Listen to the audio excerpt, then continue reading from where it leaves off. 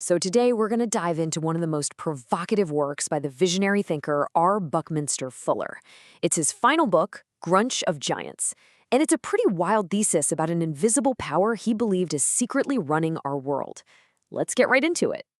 Fuller actually kicks off his book with this line, from the old fairy tale. But for him, this wasn't just some kid's story. No, he argued it was the perfect way to describe a very real, very powerful giant that's stalking the world today. But here's where it gets really weird. This giant, it's not made of flesh and bone. Fuller described it as something totally abstract, a legal creation, basically an invisible army with its arms all interlinked, circling the entire planet. A power with no passport, no body, and definitely no conscience. Which of course leads to the big question, the one he spends the whole book answering. What exactly is this invisible giant? So what is this invisible army? Well, Fuller gave it a name, and honestly, it perfectly captures what he thought it was all about. He called it Grunch. Yeah, Grunch.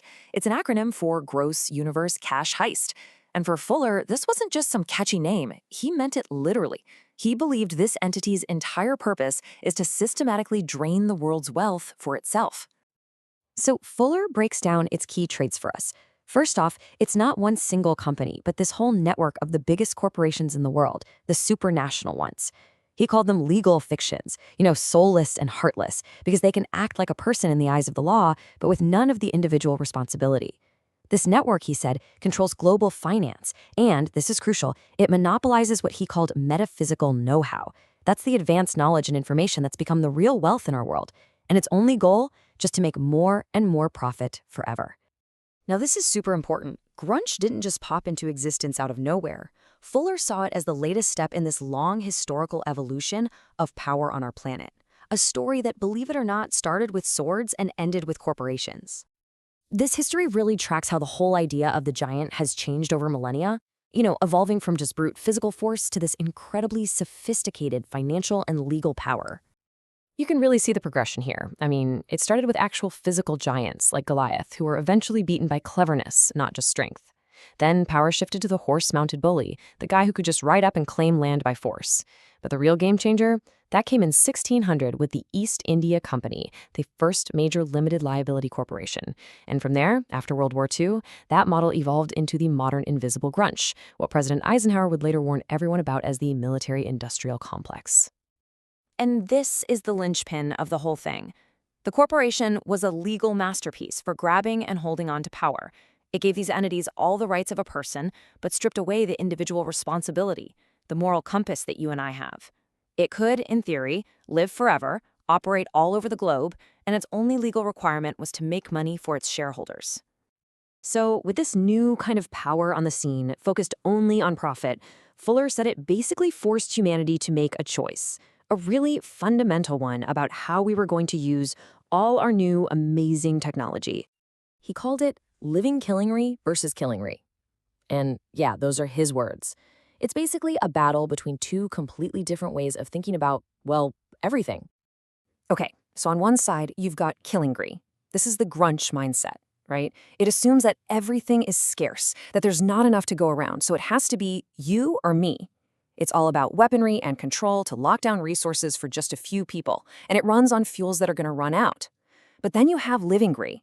This way of thinking recognizes that we actually have the resources and the know-how for everyone to succeed.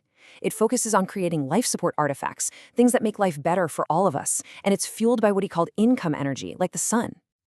And if you want to know what a killingry first world looks like, Fuller drops a truly horrifying number on us. 75,000. In his time, he calculated that was how many people were dying every single day from starvation, even though the world was producing more than enough food for every single person. To him, this was the ultimate proof that the system was broken. But here's the thing. Fuller wasn't all doom and gloom. He actually had this really optimistic belief.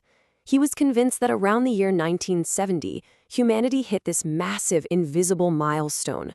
For the first time in all of history, our technology was good enough that we could, sustainably, give every single person on Earth a high standard of living. So you might be asking, how is that even possible? How can you support everyone? Well, the secret sauce for Fuller was a concept he called ephemeralization. It's a fancy word, but it's a simple idea. It's the principle of doing more and more with less and less, getting better and better results using less material, less energy, and less time. And once you know what it is, you start seeing it everywhere. I mean, take shipping. The SS United States was way lighter and more efficient than the Queen Mary, but did the same job. Or computing. Computers used to fill entire rooms, and now we have exponentially more power in our pockets. This powerful trend of doing more with less is what made Fuller believe that universal abundance wasn't just a dream, it was a real technical possibility. Okay, so all this amazing technological potential got Fuller thinking about something much, much bigger. Our purpose, our job, in the grand scheme of the universe. He basically asked, why are we here? I mean, really, with all the specialized creatures out there, what's our unique function? What are we supposed to be doing in the universe? And he came up with this four-part answer. First, he said, we're here to gather information from all our experiences. Second, we have to sift through all that info to figure out what's important.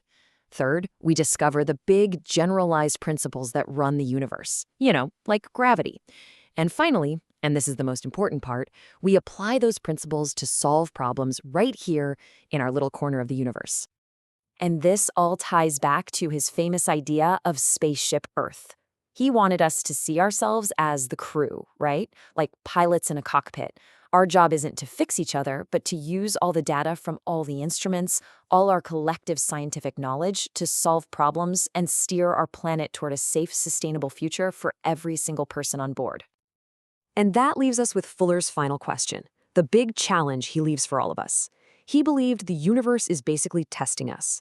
Are we going to step up, embrace our role as problem solvers, and use all this incredible technology for the good of everyone? Or are we going to let the short-sighted, profit-hungry logic of Grunch steer Spaceship Earth right into a wall, making us just another failed cosmic experiment?